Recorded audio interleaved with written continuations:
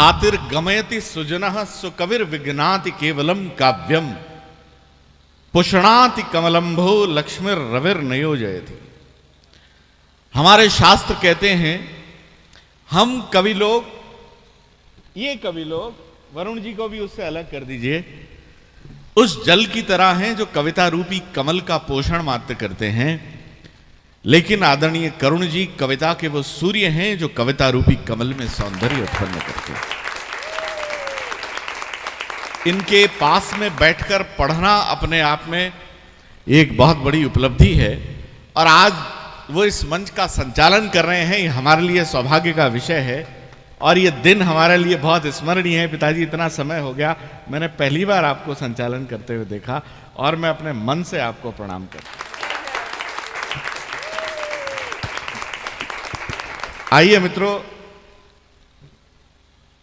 मैं कहां से शुरू करूं, कहां से तमाम करूं, ये बात यहां से शुरू की, हमारे राजनेताओं से प्रारंभ की, इसने सबरस मुरसानी ने। मैं एक बात निकालने की एक प्रयास करता हूं। तुमने अर्जुन की बात की, ये अर्जुन इतना तेज बोलता है कि आधे श्रोता तो घबरा कर तालियां बजा रहे थे।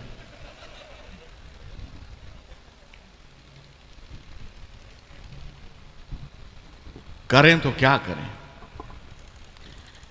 मित्रों, मैं बात यहां से प्रारंभ करता हूं और एक कवि को बोलना पड़ता है, बहुत बड़े कवि हैं ओज के। मैंने कहा मजाक की बात नहीं थी, वो आग के राग का नाम उजले को अगर लाल रंग से गुणा कर दिया जाए तो वो अर्जुन सिसोदिया की कविताओं का रंग बनता है।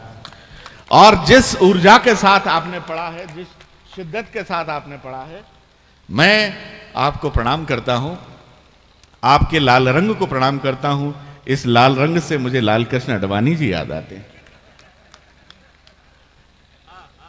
और अडवाणी जी के साथ मुझे मोदी जी याद आते हैं, because I love Modi. Modi मित्रों, मैं उन्हें इसलिए याद करता हूं कि इस देश के stylish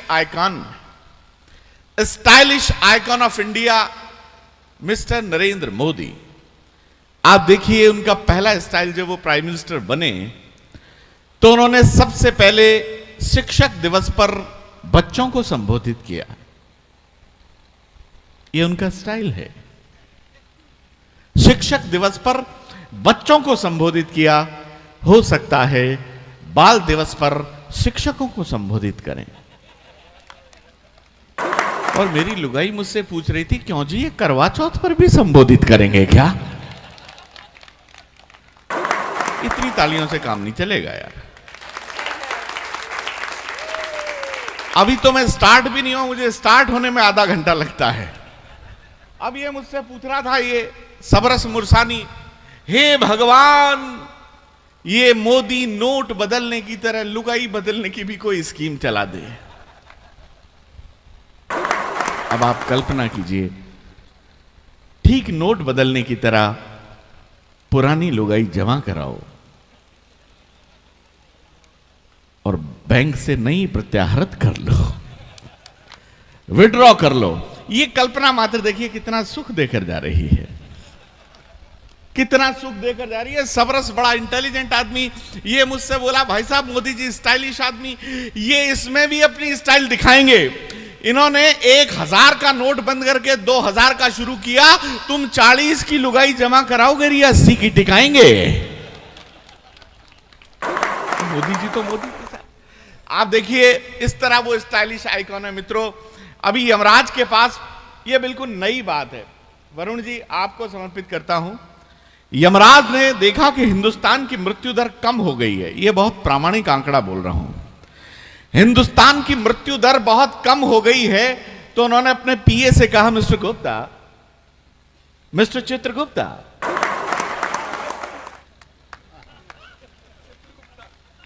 what is the reason? Hindustan में मृत्यु दर कम होने का कारण क्या है? चित्रगुप्त बोला, जी मोदी। बोले मोदी? ये मोदी हमारे कामों में भी टांग अड़ा रहा है क्या? ये हमको भी केजरीवाल समझता है क्या? ये यमराज को केजरीवाल समझता है? बोले नहीं जी, ये तो केजरीवाल को यमराज समझते हैं। तो बोले मुझे कारण बताओ, कारण क्या है? बिल्कुल नई बात का आनंद लेना, जिस तरीके से मैंने बात कहने का प्रयास किया। बोले प्रभु कुछ नहीं, मैं पिछले 3 साल से रेगुलर एक बुढ़िया के प्राण लेने जा रहा हूं, और मैं जो ही बुढ़िया के प्राण मांगता हूं और बुढ़िया तकिए के नीचे से एक पासबुक निकालती है और पोते को आवाज लगाती है, बोले पिंटू देखना इसमें मोदी वाले 15 लाख आए क्या? ताली वाली बजा दो यार, बात समझ में आई हो तो आपको। अब साला मरे तो कैसे मरे आदमी? आप ये देखिए, सुरेंद्र तुमने क्या बढ़िया कविता पढ़ी। ये सुरेंद्र सार्थक जाति से शिक्षक है।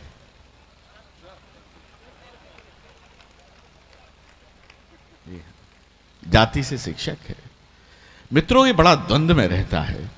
इसने मुझसे एक दिन पूछा मैं क्या करूं झाला जी, मैं बच्चों को भी पढ़ाता हूं, कविता भी करता हूं, मैं क्या करूं? मैंने कहा एके साधे सब सधे, एक काम करो तरक्की करोगे। इसने बच्चों को पढ़ाना बंद कर दिया, तरक्की की। आप लोगों के सामने मंच पर बैठा हुआ है मित्रों, तालियां इस बात पर बजा सकते हैं कि इससे ज्यादा तरक्की उन बच्चों ने की जिनको ये पढ़ा रहे थे। मैं बात प्रारंभ करता हूं मेरी चौथी व्यंग की पुस्तक सुनी सुनी आवे हांसी को अभी विक्रमादित्य सम्मान मध्य प्रदेश सरकार ने दिया। ये मेरा बहुत लाडला बहुत अच्छा व्यंगकार है, मैं इसे समर्पित करता हूं आदरणीय पिताजी वरुण जी, आपको समर्पित करता हूं। भगवान राम लक्ष्मण को मूर्छित देखकर बड़ा विलाप कर रहे थे। लक्ष्मण को मूर्छा थी, भगवान राम बहुत विलाप कर रहे थे। हनुमान जी संजीवनी बूटी लेने के लिए गए हुए थे और लंका से जिस डॉक्टर को बुलाया गया था, चिकित्सक को, सुषेण वैद्य को, उसे आने में विलंब हो रहा था। एक वरिष्ठ वानर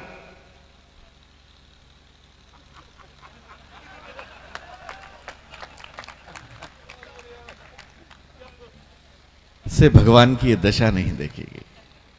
वो बानर उठा और लक्ष्मण जी के पास आया। उसने लक्ष्मण जी के कान में कुछ फुसफुसाया। लक्ष्मण जी तत्काल अपनी मूर्छा छोड़कर खड़े हो गए। भगवान राम ने उसे आश्चर्य से देखा और उस वानर से पूछा, हे वानर श्रेष्ठ, तुमने इसके कान में क्या अमृत मंत्र फूंका कि इसकी ऊर्जा पुनः लौट आई?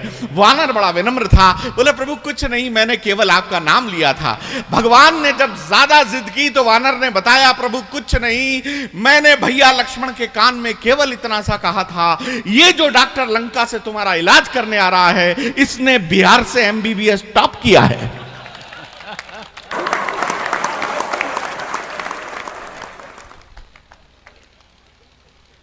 ये हमारी शिक्षा व्यवस्था है। और मित्रों मैं कहना चाहूंगा कि हमारा अपराध यही है कि हम पढ़ लिख गए इसलिए हम गवर्नमेंट के सर्वेंट हैं।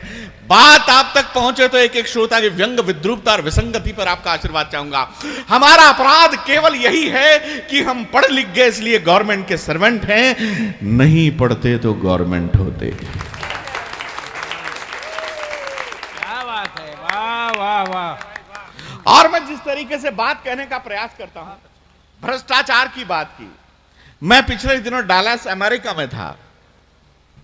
उन दिनों वहां एक एम्प्लॉयमेंट बॉक्स होता है, उसमें आवेदन डाला जाता है, नीचे से रिजल्ट निकलता है रोजगार के लिए तत्काल सिलेक्ट और रिजेक्ट का। हमारे यहां नहीं, इंडिया में जिस तरीके से प्रोसेस होता है। अमेरिका की एक पोस्ट के लिए विश्व के तमाम मेधावी विद्यार्थियों ने आवेदन किया और उस बॉक्स में आवेदन डाला। सबसे पहले आवेदन अमेरिका वाले ने डाला, नीचे से लिखा हुआ निकला रिजेक्ट। फिर आवेदन जापानी ने डाला, नीचे से लिखा हुआ निकला रिजेक्ट। फिर आवेदन पाकिस्तानी ने डाला, नीचे से लिखा हुआ निकला कृपया फॉर्म ठीक से भरें। अब एक शाहजहांपुर का आदमी, मस्त मौला आदमी, बोला अब की बार मैं ट्राई करके देखता हूं। तो पट्टे ने फॉर्म लिया, न फॉर्म भरा, न हस्ताक्षर किए, न फोटो चिपकाई, न डॉक्यूमेंट लगाए। फॉर्म को मोड़ा, बक्से में डाला, नीचे से रिजल्ट निकला सेलेक्ट। अब सारे लोग पागल, मैन मिरेकल मैन, तुम कोई गॉड है मैन, तुम कोई भगवान है, तुमने ये चमत्कार कैसे किया? बोले कुछ नहीं, मैंने इंडियन टेक्निक का इस्तेमाल किया। अब बात पर एक एक श्रोता अपना हाथ खोलेगा, मंच पर आप लोग ध्यान चाहूंगा। बोला मैन ये कौन सा इंडियन टेक्निक है? बोले कोई खास नहीं, फार्म के पीछे 2000 का नोट लगा दिया था।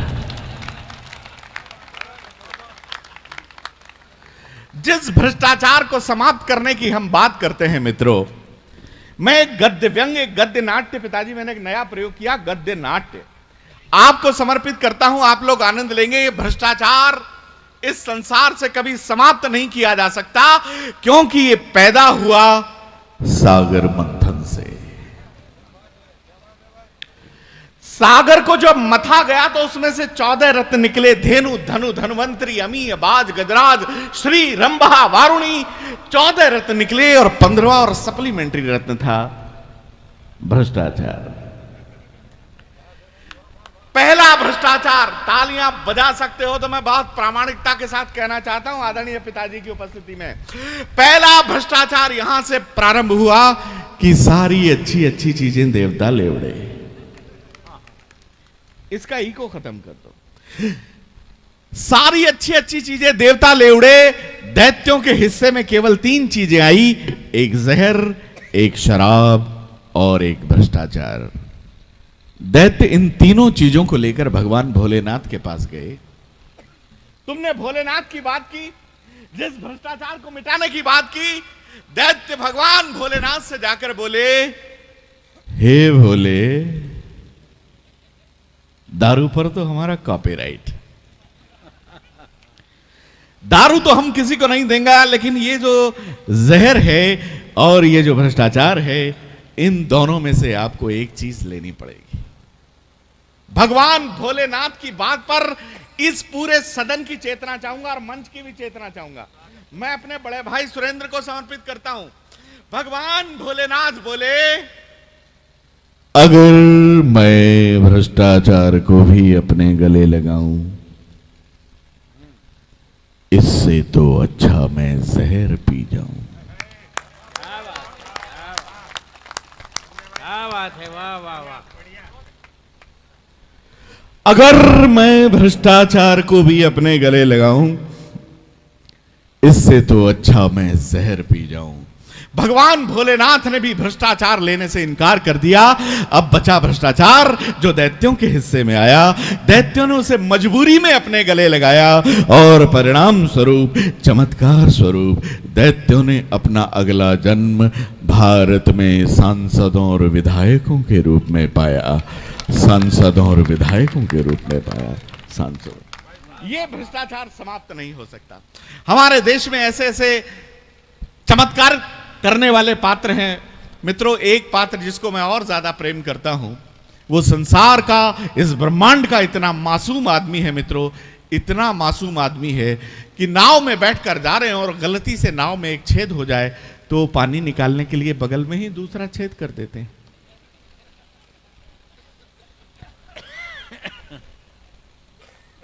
उस मासूम आदमी का नाम है श्री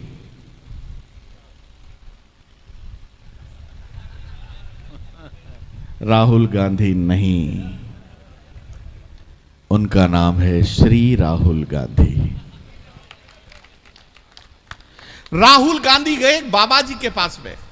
यूपी चुनाव के बाद में आप लोग आनंद लेना, बाबा जी के पास में जाकर बोले, बाबा बाबा बाबा, हम अपना हाथ आपको दिखाना चाहते। बाबा बोले, बेटा हाथ ही दिखाएगा, मुंह दिखाने लायक तो तू रहा नहीं। तो बोले, बाबा हमारा हाथ देखकर ये बताओ कि कांग्रेस को पूर्ण बहुमत क्यों नहीं मिलता है। बोले, तूने सोचा तुझे जिंदगी भर बहू क्यों नहीं मिली, तू बहुमत की बात करता है। बोले, मैं यही तो दिखाने के लिए आपके पास आया हूं। और बाबा ने उसकी कुंडली देखी। कुंडली देखकर बोले, बेटा तेरी कुंडली में 2 बहुत बड़े ग्रह बैठे हुए हैं जो तेरा सारा काम खराब कर रहे हैं। बोले, कौन से बड़े ग्रह? बोले, पहला ग्रह तो है नारायण दत्त तिवारी, अरे बोले दूसरा है दिग्विजय सिंह। आप बात सुनना। बोले ये कैसे बड़े हैं ग्रह हैं? बोले ऐसे बड़े ग्रह हैं बेटा कि तेरे लिए लुगाई ढूंढने जाते हैं और खुद के लिए ले आते हैं। बोले इसके लिए जिम्मेदार कौन है? बोले बेटा तेरी मम्मी। बोले वो कैसे? बोले वो ऐसे कि जिस उम्र में तेरे हाथ में प्रेम पत्र होने चाहिए थे, मम्मी जी ने कांग्रेस का घोषणा पत्र टिका दिया। और तालियां पूरा सदन इस बात पे बजा सकता है कि जिस उम्र में तुझे रानी मुखर्जी से बात करनी चाहिए थी, उसी उम्र में तुझको ममता बनर्जी से बात करनी पड़ रही है। अब राजनीति की हम क्या बात करें मित्रों। आइए, एक बाबा, ये सबरस गया एक बाबा जी के पास। बाबा जी से जाकर बोला, बाबा बाबा घराड़ी बस में नहीं आती। बाबा शाहजहांपुर का था। बोले बेटा बस में नहीं आती तो कार में ला। बोले कार में नहीं बाबा, काबू में नहीं आती, कंट्रोल में नहीं आती। तो बाबा ने इसके 6-7 चिमटे मारे। बोले साले मेरी आती तो मैं बाबा जी होता क्या? अच्छा, इन दोनों में संवाद आगे बढ़ता है। संवाद का आप लोग आनंद लेना। बिल्कुल नई नई टिप्पणियां हम आपको दे। बोले बाबा मुझे तो आज तक ये समझ में नहीं आया कि लुगाई चीज क्या है, ये नारी चीज क्या है। बाबा शाहजहांपुर का। बोले बेटा नारी पावर है, नारी शक्ति है। और बोले पुरुष क्या है? बोले ये बेचारा सहन शक्ति है। अरे बोले बाबा मुझे तो आज तक ये भी समझ में नहीं आया कि ये शादी क्या है, विवाह क्या है। बाबा की बात का आनंद लेना। बोले बेटा शादी 2 आत्माओं का मिलन है। एक रात 2 आत्माओं के मिलने के बाद सारी जिंदगी आत्मा परमात्मा से मिलने के लिए छटपटाती रहती है। बहुत अच्छे। वाह। अरे बोले बाबा तू बाबा जी हो गया, अभी भी लुगाई पे ही अटका हुआ है क्या? अभी भी तू अपनी लुगाई को उतना ही प्यार करता है? बाबा शाहजहांपुर का था। बोले मैं अभी भी अपनी लुगाई को उतना ही प्यार करता हूं। और बात पे मस्ती लेना जिस तरीके से बाबा जा। बोले अभी भी अपनी लुगाई को उतना ही प्यार करता हूं और भगवान से एक ही प्रार्थना करता हूं, हे भगवान मेरी जैसी लुगाई सबको देना, सबको देना, सबको देना। और हिम्मत हो तो तू खुद भी रख के देखना। अब साहब मैं बड़ा आदर्शवादी पति हूं, बहुत भावुक पति हूं। पिछले दिनों मेरी लुगाई बीमार हो गई थी। बीमार होकर मुझसे बोली लगता है मैं जिंदा नहीं रहूंगी, पीछे से मेरे बच्चों का क्या होगा। मैंने कहा तू बच्चों की चिंता बिल्कुल मत, बच्चों की चिंता बिल्कुल मत करना। मैं खुद बिना लुगाई के रह सकता हूं, लेकिन बच्चों को मम्मी के बिना एक दिन भी नहीं रहने दूंगा। अच्छा साहब लुगाई, घर की जो लुगाई है कुछ मुद्दों पे समझौता नहीं कर सकती। वो 4 में बहुत महत्वपूर्ण बातें बता रहा हूं, आप लोग गांठ बांध के लेके जाना, आपके जीवन में काम आएगा। लुगाई 4 मुद्दों पे समझौता नहीं कर सकती। पहला, वो अपने बाप के खिलाफ कुछ भी नहीं सुन सकती। My father, no? My father is so ideal, so ideal, so ideal that he should be not only my father, but he should be the father of nation. उसे राष्ट्रपिता होना चाहिए। वो अपने पिता को राष्ट्रपिता समझकर चलती है, बाप के लिए कुछ नहीं सुन सकती। और मित्रों दूसरा पात्र है जिसके बारे में कुछ नहीं सुन सकती, जो दुनिया का सबसे दलित, शोषित, मैलित, कुचलित व्यक्ति है, वो होता है उसका भाई। मेरे भाई ने 3-3 बहनों की शादियां की, 3-3 बहनों को पढ़ाया, फिर खुद की शादी की, फिर भात भरा। इतना दीन दुखियार आदमी लुगाई की नजरों में उसका भाई होता है। और लुगाई की नजरों में सर्वाधिक स्मार्ट हस्बैंड होता है। वो कौन होता है? वो होता है उसका जीजा। लुगाई उसके बारे में, माय जीजा, my जीजा is so smart, so smart, so smart, you know. सुबह जिस चीज पे मेरी जीजी हाथ लगा देती है, शाम को वो उसकी हो जाती है। So love you know my जीजा। क्या अब साला जीजा इसलिए घबराए रहता है कि जीजी किसी दूसरे जीजा पे हाथ नहीं रखते। और आपको मित्रों कहना चाहता हूं कि पत्नी की नजरों में जो सर्वाधिक नाकारा, निकम्मा, नालायक आदमी होता है, आप लोग समझ गए, बताने की जरूरत है। ताली वाली बजा दो यार फिर। अच्छा, ये बात चल ही रही थी, दोनों में संवाद चल रहा था। पिताजी मुझे बता देना कि इसको भी पढ़ना है, कविता पढ़। अब मैं कविता, हाँ पढ़ो। अभी तो मैं स्टार्ट हुआ हूं। आंधी आंधी। नहीं, मैं मौसम का ध्यान रखो। उसको समाप्त करता हूं। अच्छा, लास्ट सीन में दिखा रहा हूं। आप दोनों में संवाद चल रहा था। बोले बाबा मैंने तो बता दिया, तू ये बता तू बाबा जी कैसे बने। हाँ। बोले कुछ नहीं यार, मेरा नया नया ब्याह हुआ था, मैं लुगाई को हनीमून मनाने के लिए हरिद्वार लेकर गया हुआ था। इसमें हंसने की क्या बात है भाई साहब, बाबा जी था, हरिद्वार ही जाता, कौन सा स्विट्जरलैंड जाता। बोला हनीमून मनाने के लिए हरिद्वार लेकर गया हुआ था, पत्नी ने गंगा स्नान किया, उसे अचानक बहुत तेज खांसी हो गई। अब नया नया पति अतिरिक्त भावुक होता है, बाजार गया और बाजार से दवा की एक पुड़िया लाकर पत्नी को दी। थोड़ी देर बाद एक चमत्कार होता है, पत्नी की खांसी और आवाज दोनों हमेशा के लिए साइलेंट मोड पर आ जाती है। पति बेचारा सबरस जैसा दुखियारा रोने, मेरी पत्नी की आवाज हमेशा के लिए चली गई, भगवान मैं क्या करूंगा। तभी अचानक एक देवदूत प्रकट हुआ।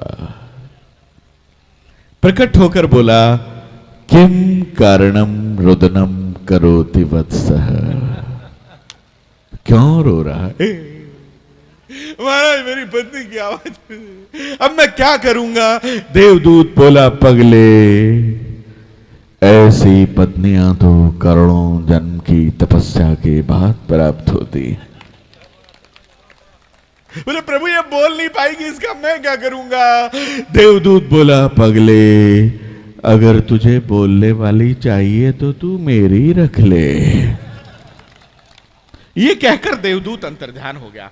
अब जो ही सालों को पता चला कि जीजा जी ने जीजी को हमेशा के लिए साइलेंट मोड पर ला दिया, सालों ने जीजा को बहुत पीटा, बहुत कूटा, बहुत मारा। मामला अदालत में गया और अदालत में बाबा जज साहब से बोला, जज साहब मुझे बचा लो, जज साहब ये लोग मार डालेंगे, जज साहब मुझे बचा लो।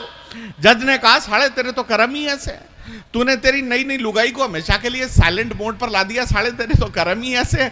बोले जी मुझे कर्मों के लिए नहीं मार रहे, ये सब मुझसे पुड़िया मांग रहे हैं, पुड़िया। बोले पुड़िया मांग रहे हैं, यार तेरी जान को तो खतरा है। जज साहब ने आदेश दिया कि इस बाबा को कोर्ट के बगल वाले लॉकअप में बंद कर दिया जाए, कल हम खुद इसके बयान दर्ज करेंगे। अब जज साहब दूसरे दिन हाथ में गीता लेकर बाबा के पास गए और बाबा से बोला, बाबा गीता पे हाथ रखे कसम खा, जो कुछ कहेगा सच कहूंगा, सच के अलावा कुछ नहीं कहूंगा।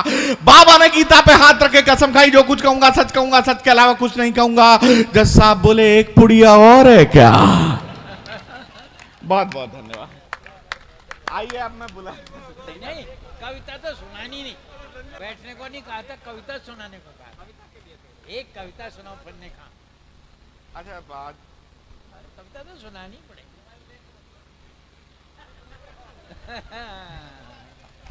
देखिए यार आप लोगों ने मेरा मन बना दिया, और ये पहली बार में ये कविता इसको मैं पढ़ना चाहता हूँ, अगर आप इजाजत दें। पढ़िए पढ़िए, कविता तो सुननी है। इसकी मैं ये समझ लिए प्रारंभ यहां से कर रहा हूं, शाहजहांपुर से। आप लोग सुनना चाहेंगे, पुरानी मेरी सुन, लेकिन पिताजी आपको समर्पित कर, और ये मैं मेरे श्रद्धेय गुरु ओम प्रकाश आदित्य को समर्पित करता हूं। ये पता नहीं कब से था और मेरा मन बन गया आज उसको सुना देता हूं। बाकी तो मेरे पास बहुत कुछ है सुनाने को, पुरानी कविताएं भी मैं, लेकिन मैं इसको सुनाना चाहता हूं।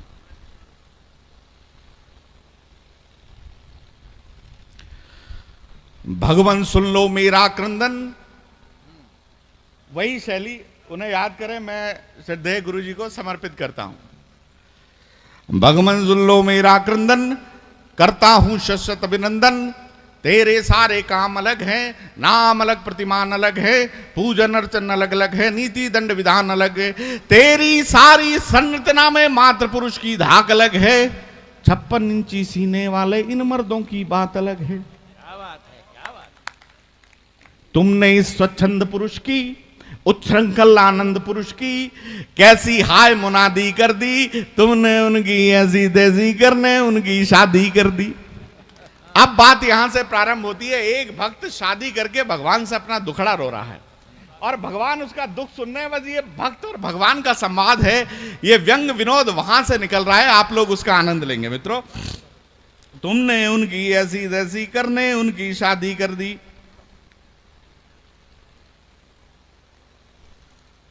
कितने यहां नारियल फोड़े, कितने वृक्षों के पल तोड़े, भांति भांत के पुष्प छड़ाए, फिर भी कर्म मेरे हैं फोड़े। बोले द्रवित होकर के भगवन, मेरे बच्चे तू मेरी सुन। भले समझ की वो कच्ची है, पर तेरी पत्नी तो अच्छी है। बोला भगत यति अच्छी है, तो फिर तू ही उसके संग रह ले। बात पर बजा दो यार। बोला भगत यदि अच्छी है तो फिर तू ही उसके संग रह ले। फिर तुझको पाताल दिखेगा, अंबर से पाताल दिखेगा, साक्षात महाकाल दिखेगा। तुमको प्रभु भटिंडा से फिर डायरेक्ट भोपाल दिखेगा।